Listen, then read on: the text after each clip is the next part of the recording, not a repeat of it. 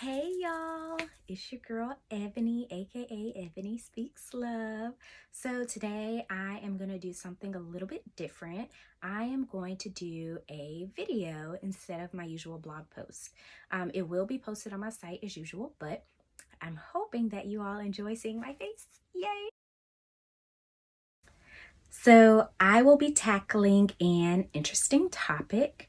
I'm going to talk about celibacy. And what I'm going to do is give y'all 5 tips.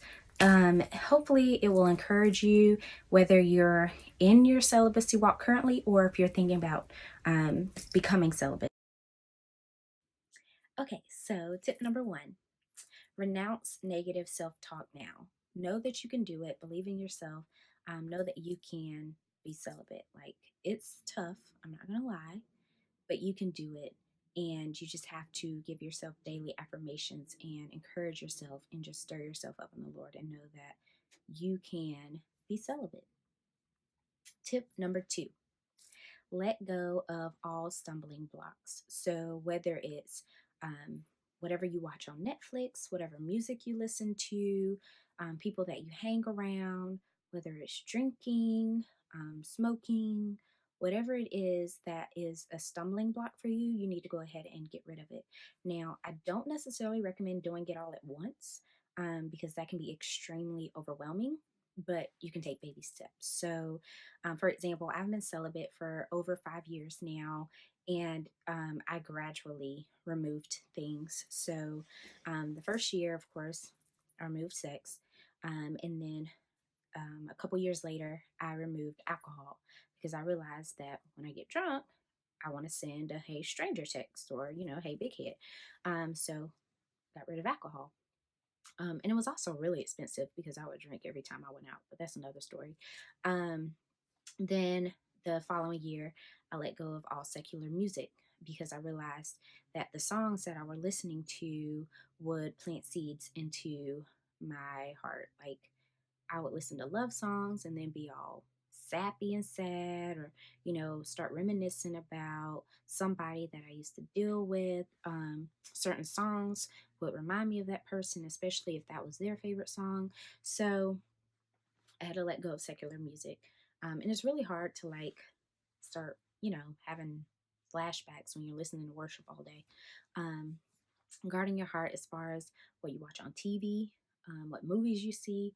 When you see sex scenes every time you're watching something, that's planting a seed in your heart. So you want to guard yourself against that. If that is a stumbling block for you, if you're having lustful dreams at night because of a show that you watched earlier, then you need to stop watching that stuff. Again, I don't recommend doing all this at once because it can get overwhelming. So just take baby steps and do that. Step number 3, fill your extra time with the word. So whether it's reading the Bible, you can download the Bible app. They have a lot of great devotionals on there that you could read. Some are audible and some are videos. Um, Also, watching sermons. Like, I watch a lot of YouTube sermons and podcasts. That's something that I just started getting into like over the last few months.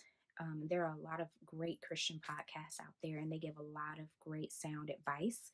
So you can listen to podcasts. Reading books also is really good. I have a lot of Christian books, kind of like a little mini library in here. So any extra time that you have, just find ways to spend it with the word, and filling yourself up so that you're not getting distracted or like getting discouraged or depressed.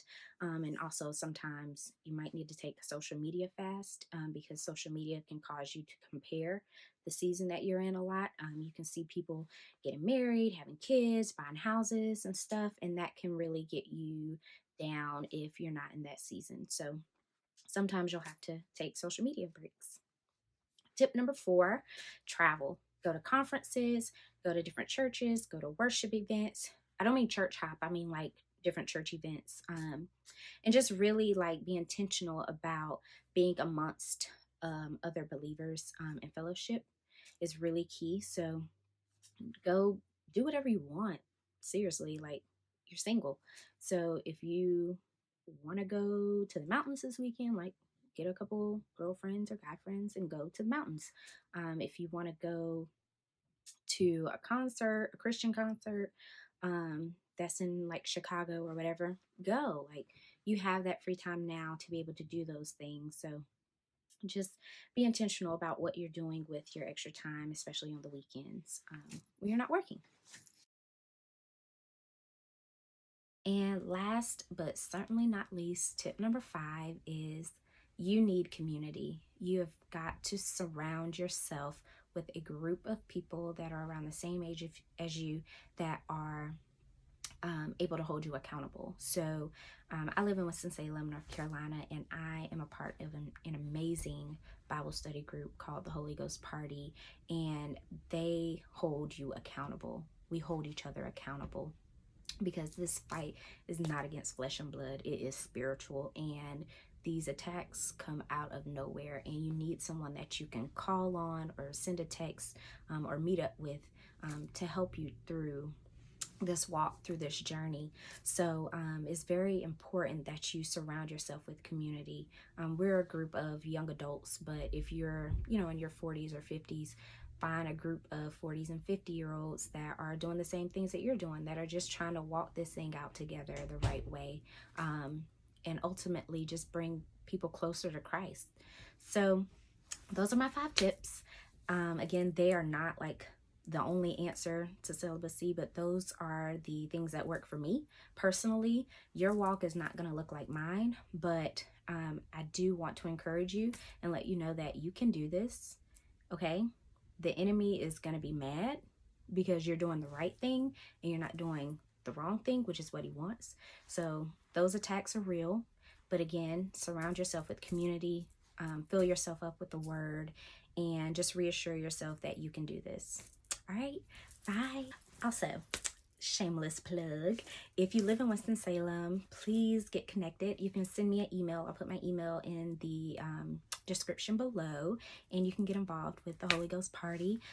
Also, feel free to check out my website. I have blog posts on there. I just launched it January 1st, 2020, so there's not a lot of blog posts up there yet, but more will be coming in the future. And if you have any questions, or like if you need encouragement, or if you just want to talk or vent about your season, feel free to message me. I'm not a minister at all, but I do want to help. So feel free to send me a message, an email, or whatever. Alrighty, bye.